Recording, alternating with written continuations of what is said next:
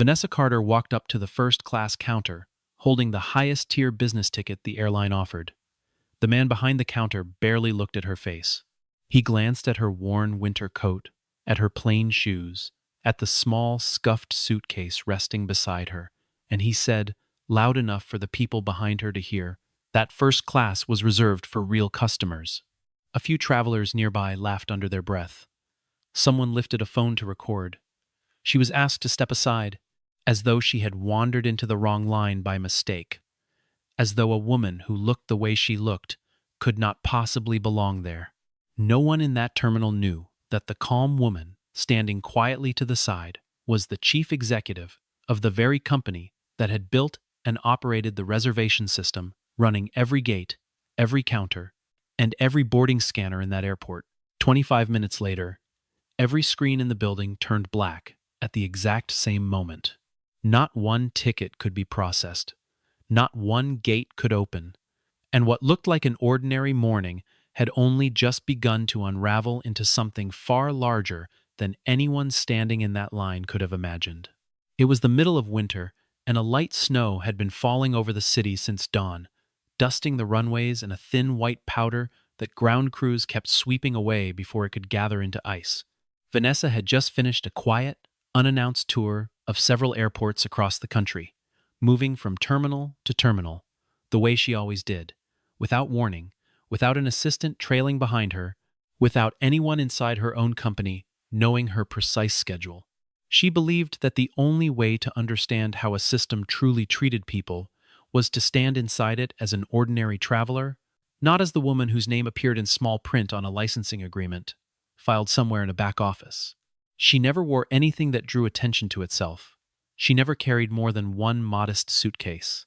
She never asked for special treatment, and she never allowed anyone to recognize her title until the moment she chose to reveal it herself, on her own terms, at her own pace. To anyone glancing her way that morning, she looked like nothing more than a tired traveler working her way through another long layover, one quiet face among thousands crowding a terminal during the busiest travel season of the year. She moved slowly through the security line, watching the way officers spoke to elderly passengers, watching how gate agents responded to confused travelers who could not locate their boarding passes, watching whether patience was offered freely or measured out carefully, depending on how a person appeared. She carried a small leather notebook tucked inside her coat pocket, the same kind of notebook that had traveled with her through years of building her company from a two-person startup working out of a rented office into a system trusted by more than 300 airports scattered across the country. She had never needed to announce her success to anyone. She had built her reputation on staying calm under pressure, on believing that technology should never be allowed to serve some passengers better than others, and on writing down every small failure she witnessed so it could later be corrected by people who actually held the power to correct it. As she approached the first-class counter that particular morning, there was nothing unusual in the way she carried herself, nothing rushed, nothing anxious, nothing that suggested she expected trouble of any kind.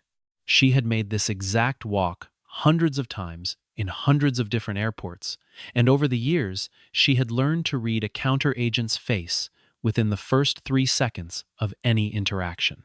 What she saw in the young man standing behind that counter was a familiar kind of certainty, the sort that comes from judging a stranger before they have spoken a single word.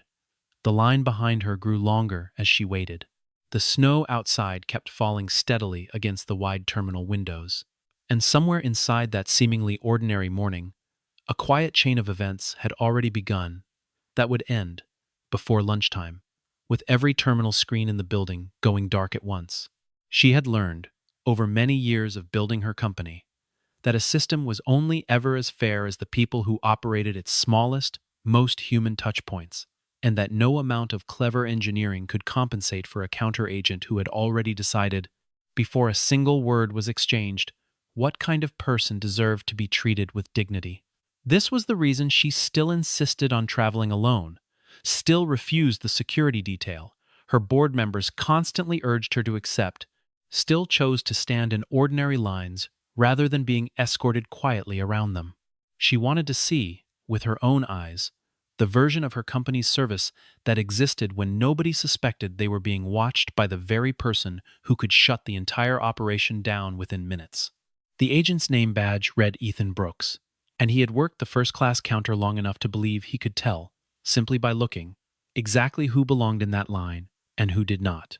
He noticed the coat first, plain fabric slightly faded at the cuffs from years of wear. He noticed the shoes next, comfortable rather than expensive, chosen for long walks through terminals rather than for appearances. He noticed that she carried no branded luggage, no visible jewelry, nothing that matched the picture fixed firmly in his mind of what a first-class passenger was supposed to look like. Before she had even reached the front of the line, he had already decided who she was, and in deciding so quickly, he had decided completely wrong, in a way that would follow him for the rest of that day and, eventually, for the rest of his career. When Vanessa finally held out her boarding pass, Ethan did not so much as lift the scanner from its stand.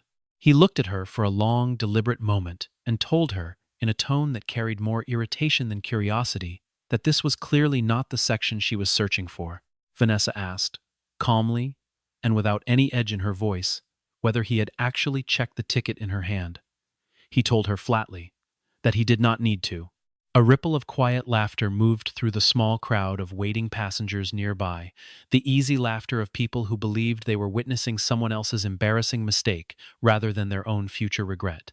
Somewhere within that gathered crowd, a phone was already recording, quietly capturing a moment that would later be studied closely by lawyers, by executives, and eventually by an entire board of directors who had no idea, in that instant, that any of it was even happening. A woman named Linda Ross, the airport service manager, arrived within minutes, drawn by the growing commotion at the counter.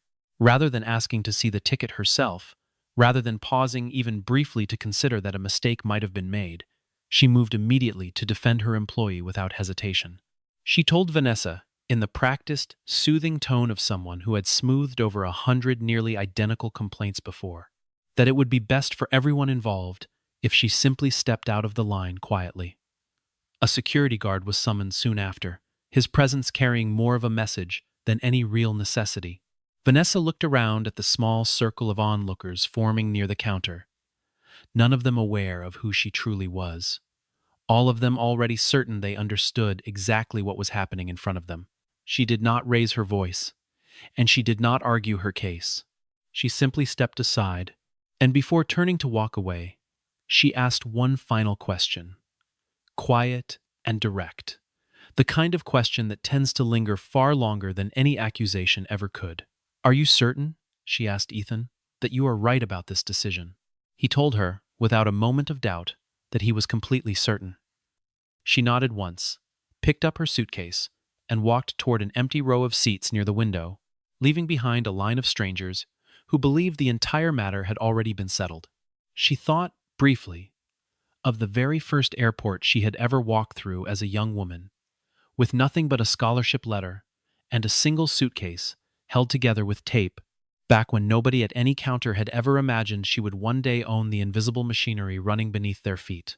She remembered the long nights spent teaching herself to code in a cramped apartment with a broken heater, the years spent convincing skeptical investors that a woman who looked like her could be trusted to build something that thousands of strangers would depend on every single day.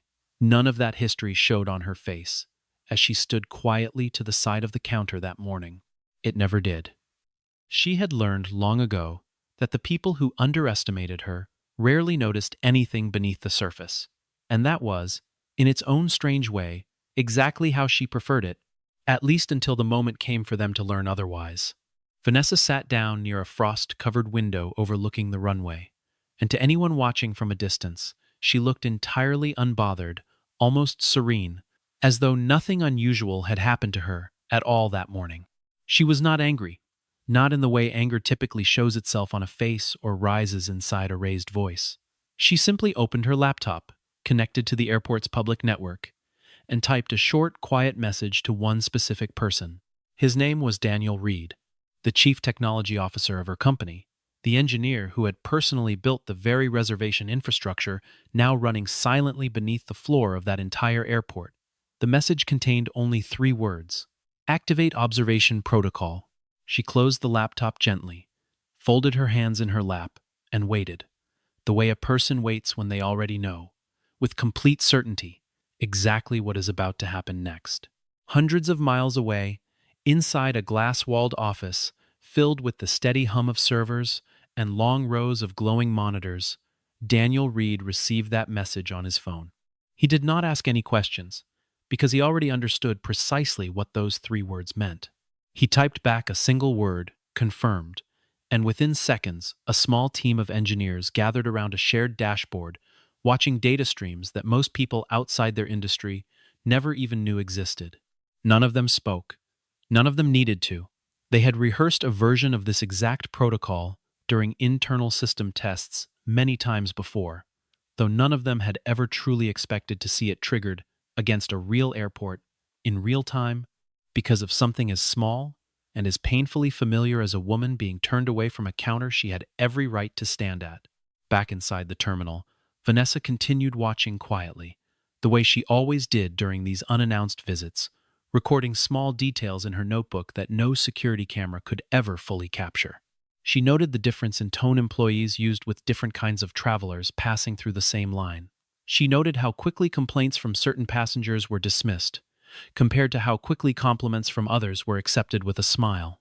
She noted the particular, practiced warmth reserved for travelers who looked a certain way, and the colder, more clipped tone reserved for those who did not fit that same unspoken picture. She did not call a lawyer. She did not call a journalist. She did not raise her voice to a single person inside that terminal. She simply watched the small clock on her phone, and somewhere behind her calm, unreadable expression, a quiet countdown had already begun. 25 minutes, the exact window she had given her team to prepare everything, ticked steadily toward 0, entirely unnoticed by the crowds moving around her. At the precise moment the 25 minutes finally ended, every screen inside the terminal flickered once and went completely black. Boarding pass scanners froze in the middle of transactions. Departure boards that had been cycling smoothly through flight numbers only a second earlier now displayed a single grim message: reservation error, connection lost. Gate agents at counters scattered across the entire building stared helplessly at identical failures, tapping uselessly at keyboards that no longer responded to anything. Printers that had been steadily producing boarding passes just moments before fell suddenly, completely silent. Automated boarding gates locked shut one after another, as though some invisible hand had reached through every wire in the building at exactly the same time. Every terminal across the entire building fell into the same strange paralysis at once, as though someone had reached beneath the floor and pulled a single cord connecting every counter, every kiosk, every self-service machine, every screen mounted above every gate. A family traveling with young children stood frozen at a check-in kiosk, watching a spinning wheel that would never finish loading. An elderly man clutching a cane and a printed itinerary asked a nearby agent 3 times whether his flight would still leave on time, and each time received only a helpless shrug in response.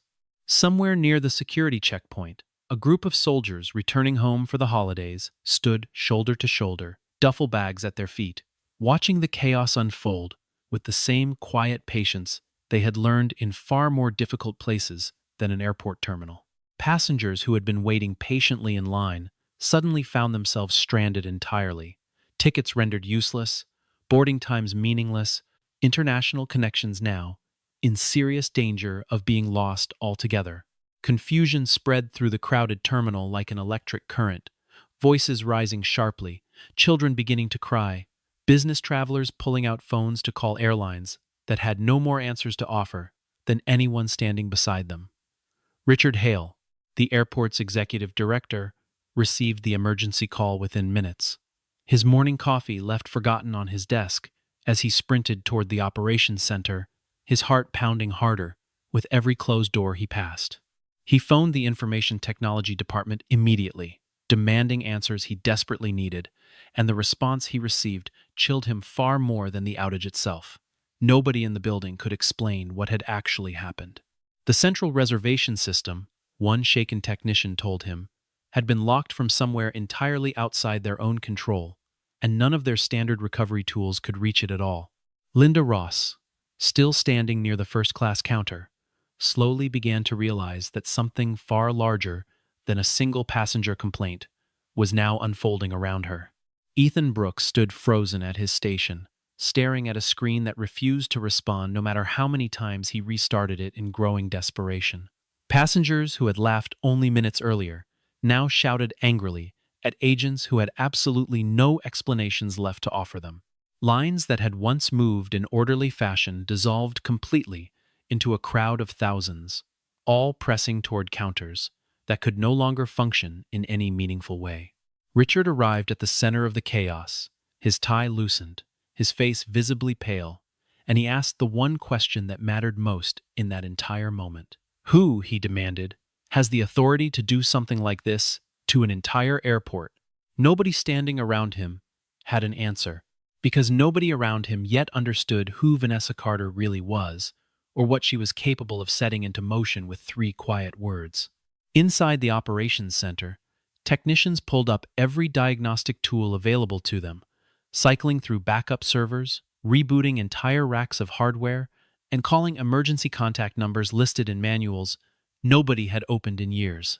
Nothing worked, because nothing was actually broken in the way a normal outage would break something. The system had not failed. It had been deliberately and precisely paused, the way a conductor might raise a single hand and silence an entire orchestra mid-note, and no amount of frantic troubleshooting from inside that building could restart a machine that had been stopped from somewhere far beyond their reach. Richard stood in the middle of the operations center, surrounded by ringing phones and shouting employees, and felt, for the first time in his long career, the particular helplessness of a man in charge of something he did not actually control. Daniel Reed placed a video call directly to Richard's office phone, and the screen flickered to life just as Richard reached his desk, breathless and trembling slightly.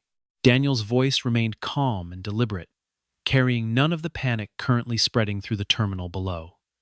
He told Richard plainly that airport staff had, less than half an hour earlier, turned away the chief executive officer of the very company responsible for the entire system that had just gone dark across every terminal. For several long seconds, nobody in that office said a single word. Richard's assistant, standing quietly nearby, felt the temperature of the entire room shift, as though the walls themselves had suddenly understood the full scale of the mistake that had just been made that morning. A security camera feed appeared on a secondary monitor, and there she was, the very same woman who had been dismissed at the counter less than an hour earlier, sitting calmly near a frosted window, a cup of coffee resting untouched beside her closed notebook. Richard rose from his chair so quickly it nearly toppled backward, and he moved through the terminal at a near run. Linda and Ethan, trailing behind him uncertainly, neither one entirely sure yet what exactly they were walking toward. For the first time that entire morning, someone finally said her full name aloud. Vanessa Carter, Chief Executive Officer of a technology company whose systems powered reservation processing, passenger identity verification, gate control, and boarding management for airports across the entire country, including, without any exception, the very one they were currently standing inside. Richard reached her seat, breathless from the run across the terminal, and found her exactly as calm as she had appeared moments earlier on the camera feed. Linda's face had drained completely of color, and Ethan stood a full step behind her, unable to lift his eyes to meet anyone's gaze. Vanessa looked up at the 3 of them, closed her notebook gently, and said only a single sentence, spoken without anger, without triumph, without ever once raising her voice. She was still waiting, she told them quietly, to be checked in for her flight. Nobody in that small, tense circle of executives found the courage to look directly into her eyes, because for the first time that morning, they finally understood exactly how much had been lost in 25 minutes and exactly how little any of them had actually known about the woman they had judged so quickly and so carelessly. Word of what had happened spread quickly through the terminal, even before most passengers understood the full cause of the outage. Airline representatives from other carriers, sharing the same building, began quietly asking their own staff whether they had heard anything about a woman turned away at the first-class counter earlier that morning. Reporters who happened to be traveling through the airport that day noticed the unusual crowd gathering near gate operations and started asking questions of their own, sensing that something larger than a routine technical glitch was unfolding in front of them. None of that mattered yet to Vanessa. She remained seated by the window, watching the chaos ripple outward in slow, widening circles, patient in the way only someone who has already decided the outcome of a situation can afford to be patient. Richard began apologizing almost immediately, the words tumbling out faster than he could properly organize them into coherent sentences. He offered an upgrade far beyond first class. He offered a private lounge, a chauffeured car waiting outside, a suite at the finest hotel connected to the airport, and financial compensation that grew larger with every new sentence he spoke, as though a large enough number might somehow erase what had already happened at that counter. Vanessa listened patiently, without interrupting a single word, and when he finally paused to catch his breath, she asked him one simple question that silenced the entire room more completely than anything else spoken that morning. What, she asked quietly, would have happened if she had simply been an ordinary passenger, with no company behind her, no title attached to her name, and absolutely no way to shut down an entire terminal in 25 minutes?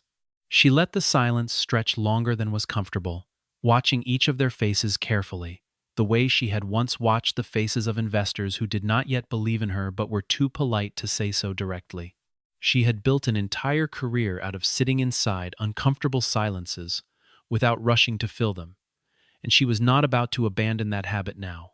In the one room where the silence finally meant something, somewhere behind Richard, an assistant quietly closed the door to the conference room, sensing correctly that whatever was about to be decided inside that space needed to happen without an audience gathering in the hallway outside.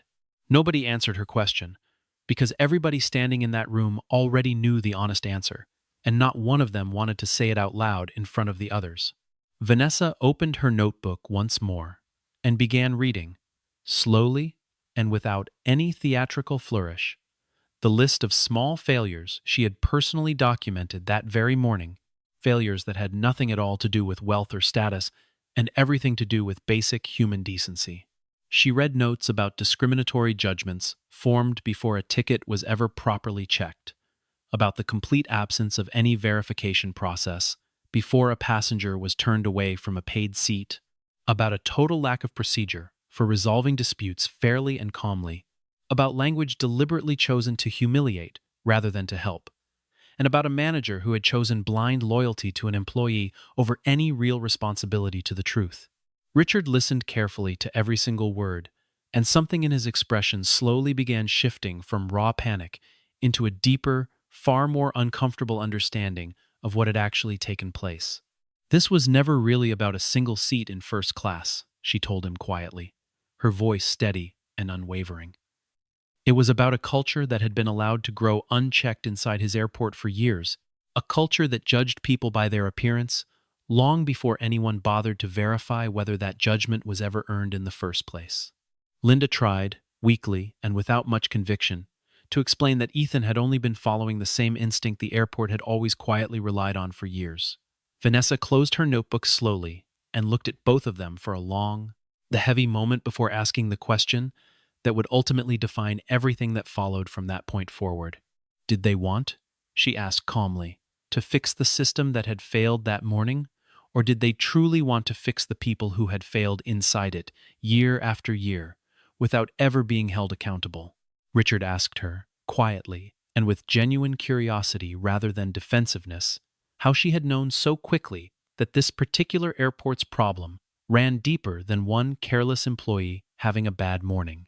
Vanessa told him that she had seen the same pattern play out in nearly a dozen other airports over the years, different cities, different uniforms, the exact same underlying assumptions, repeating themselves like a song nobody had bothered to change the words to. She explained that a single rude employee was rarely the actual problem worth solving.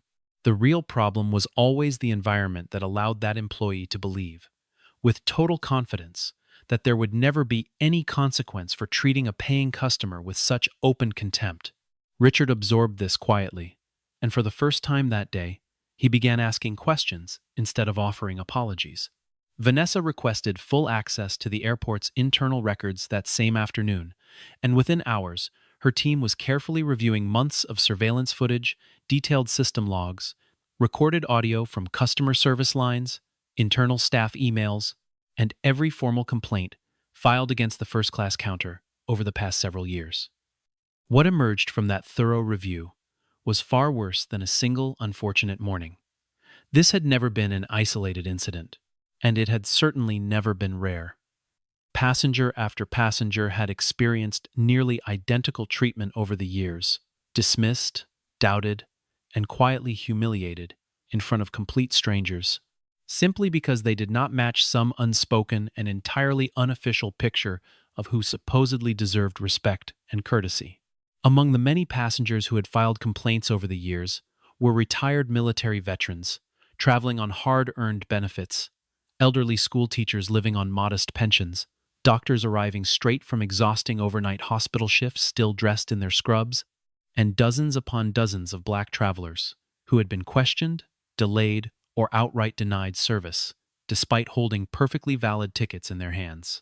None of them had ever possessed the kind of power required to change anything about their treatment. None of them had owned the very systems running quietly behind the counters that had so casually dismissed them. Their complaints had been filed politely, acknowledged with a generic form letter, and then quietly buried in a folder that nobody with real authority had ever once bothered to properly open. One report in particular seemed to affect Richard more deeply than the rest. A complaint filed nearly 2 years earlier by a retired Army sergeant who had waited 11 minutes at that same counter before being told, without any explanation, that his ticket appeared to be invalid, only for a supervisor to later confirm privately that it had never been invalid at all. The sergeant had written a short, respectful letter afterward, not asking for compensation, only asking that someone review what had happened, so it would not happen again to another traveler who had earned, in one way or another, the simple right to be treated fairly. The letter had received a form response within a week, and no further action of any kind. Vanessa set that particular file down last, letting it rest on top of the stack in front of Richard, and said nothing further about it, because by that point in the meeting, nothing further needed to be said. Richard sat through the presentation of these findings in complete silence, the weight of each new report settling heavier on his shoulders than the one before it. Linda attempted to shift the blame toward individual employees, insisting repeatedly that she had simply been protecting her team the same way any responsible manager naturally would. But the data told an entirely different story, one that clearly showed a consistent pattern of Linda dismissing legitimate complaints, actively discouraging any real investigation, and quietly protecting the exact same harmful behavior year after year, because addressing it honestly would have meant admitting publicly just how deep and how old this particular problem actually ran through her department. By the time the full review was finished, an emergency meeting of the airport's board of directors had already been hastily scheduled, and for the first time in many years, its members were being asked to look directly at something they had spent a very long time deliberately choosing not to see. Despite everything her team had uncovered during that thorough review, Vanessa did not cancel her company's contract with the airport. She did not pursue any legal action against Ethan or Linda personally, and she made no attempt whatsoever at public retaliation of any kind. Instead, she arrived at the emergency board meeting carrying a short, specific list of clear conditions that would need to be met before her team would agree to restore the reservation system to full operation. She did not ask for a hollow apology printed neatly on company letterhead. She asked instead for real structural change, the kind of change that could not simply be undone the moment the cameras looked away from the building. She required the immediate removal of the current service management leadership, complete retraining for every single customer-facing employee across the entire airport, and the introduction of an artificial intelligence monitoring layer built directly into her own existing system, one specifically designed to flag patterns of discriminatory treatment in real time, rather than months after the actual damage had already been done to real people.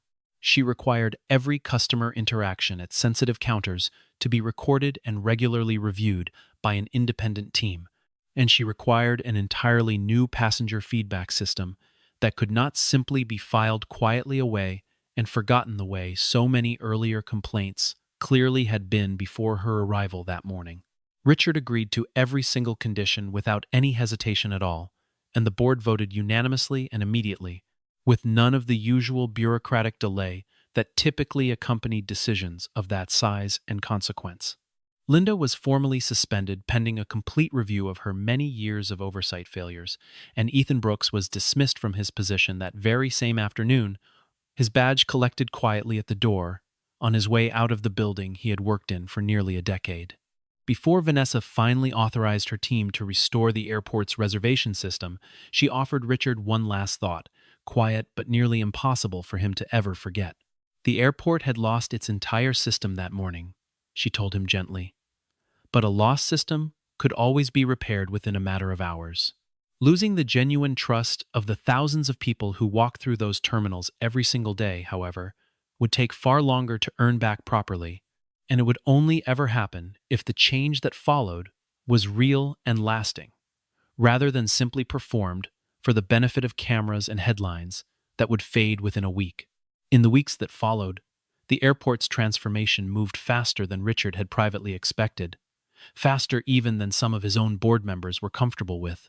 New training modules were built directly into the onboarding process for every employee who worked anywhere near a customer. Modules that used real recorded scenarios rather than vague, generic slideshows nobody ever remembered afterward. Vanessa's engineers installed the promised monitoring layer across every counter in the terminal, a quiet piece of software that watched for patterns rather than individual moments, flagging repeated behavior long before it could calcify into the kind of culture that had nearly cost the airport everything.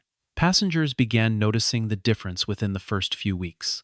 Small things at first: a gate agent double-checking a ticket instead of assuming, a manager stepping in to listen rather than to defend. None of it happened perfectly, and none of it happened overnight, but it happened steadily, in a way that Vanessa's team could measure in the data flowing back to her office every single day. 3 months later, the snow had long since melted from the runways, and the terminal moved once again with the ordinary, familiar rhythm of a place that had returned fully to business as usual, at least on the surface of things. Vanessa returned quietly to that same airport, dressed exactly as plainly as she had been on the morning she was first turned away, carrying the same modest suitcase, wearing a coat that had seen just as many winters pass. This time, absolutely nobody recognized her, and that fact alone was precisely the entire point of her unannounced return visit. She had chosen this particular return visit carefully, waiting long enough for the initial urgency of the crisis to fade from memory, long enough for any temporary performance staged purely for her benefit to have already worn thin and reverted back to whatever the airport's true habits actually were underneath. She had seen this pattern before in other companies, other institutions, other places that promise sweeping change, in the immediate aftermath of embarrassment, only to quietly slide backward the moment attention moved elsewhere. Arriving unannounced, dressed exactly as she had been dressed the morning everything began, was the only honest way she knew to measure whether real change had taken root or whether it had simply been painted over the surface for as long as anyone happened to be watching. A young employee working the first-class counter greeted her with a warm, genuine smile the very moment she approached, welcoming her sincerely before she had even said a single word to him. He scanned her boarding pass without the slightest hesitation, offered politely to help carry her suitcase, and wished her a pleasant flight in a tone that held no trace whatsoever of judgment or assumption. Vanessa paused briefly before stepping away from the counter and asked him a quiet, careful question, testing him gently without ever revealing that she was testing anything at all. What, she asked, would happen if she had shown up dressed exactly as she was dressed that very day, worn coat and all, with nothing about her outward appearance suggesting any particular wealth or status? The young employee answered her without a single moment of hesitation, telling her plainly that the ticket alone determined a passenger's rights, never their clothing, and that every traveler deserved the exact same respect, regardless of how they happened to look walking up to his counter that morning. Vanessa smiled quietly, a small, private smile that carried far more meaning than the young man behind the counter could ever have possibly known. Richard, standing at a distance near the gate, watched the entire brief exchange unfold from where he stood, and understood immediately that this quiet, unannounced visit had been the only test that ever truly mattered in the end. Vanessa opened her notebook one final time, that particular afternoon, and wrote a single word carefully beside the date, "Past," before closing it with the quiet, private satisfaction of someone who had finally witnessed the exact change she had once demanded fully take root within a place that had wronged her. She walked away from that quiet, unannounced visit, thinking not of Ethan Brooks or Linda Ross at all, but of every passenger who had once stood exactly where she had stood, wearing an ordinary coat, holding a valid ticket, and being told in one way or another that they did not belong. She thought of the retired veterans, and the exhausted doctors, and the school teachers whose complaints had once been quietly filed away and forgotten, and she understood, more clearly than any report could have shown her, that this single visit represented something larger than one airport correcting one mistake. It represented, however modestly, proof that a system built by someone who remembered what it felt like to be dismissed could eventually be taught to stop dismissing people at all. Later that same year, Vanessa attended the formal signing of her company's renewed contract with the airport, an event that drew executives, board members, and members of the press into a room far grander than the humble terminal, where everything between them had originally begun. When it finally came her turn to speak at the podium, she did not discuss servers, software architecture, or system uptime at all. She spoke instead, at length, about respect, about how a company could build the most technically advanced reservation network in the entire world and still fail every single passenger who walked through its doors. If the people working behind its counters were never properly taught to see human beings as something more than a fleeting first impression, technology, she told the crowded room, could run an airport with flawless mechanical efficiency, but only genuine, consistent respect could ever make a traveler truly want to walk back through those particular doors again in the future. The room rose to its feet in enthusiastic applause, a moment captured by several photographers who had absolutely no idea that the composed woman, speaking so calmly at that podium, had once been told, inside that very same building, that she did not belong there at all. Richard stepped forward and announced, to the visible surprise of nearly everyone gathered in the room, that the airport would now mark that particular date every single year going forward, as a day dedicated entirely to training new employees in customer respect, a permanent reminder built directly into how every future hire at that airport would be taught to treat the people they served each and every day. Miles away, in their own separate and now much quieter lives, Linda and Ethan happened to watch footage of that ceremony pass silently across a television screen, each of them arriving, in their own private way, at roughly the same difficult and overdue realization: they had not lost their positions simply because a single passenger happened to be more powerful than they had ever expected her to be. They had lost their positions because they had forgotten, long before that particular morning ever arrived, that every single passenger walking up to their counter deserved to be treated with the exact same basic fairness, regardless entirely of what they happened to be wearing or what quiet assumptions a single glance might invite in a busy terminal. That evening, Vanessa boarded a flight departing from that very same airport, seated once again comfortably in first class, dressed just as simply as she always chose to dress, no matter the occasion. No one aboard that particular flight had any idea that she was the chief executive whose company's name was quietly written into contracts running beneath every major system on that entire aircraft. Yet every single employee she encountered along the way, from the gate agent checking her boarding pass to the flight attendant pouring her coffee once she was seated, treated her with the exact same warmth and consistent respect they extended freely to every other passenger boarding that plane beside her that night. She looked out through the small oval window as runway lights blurred gently into long streaks beneath the slowly rising aircraft, and allowed herself one final, quiet, private smile, not because she had won some kind of personal contest against the people who had once wronged her, but because somewhere within that small, ordinary act of unremarkable kindness, an old and quiet injustice had finally, truly begun to change for good.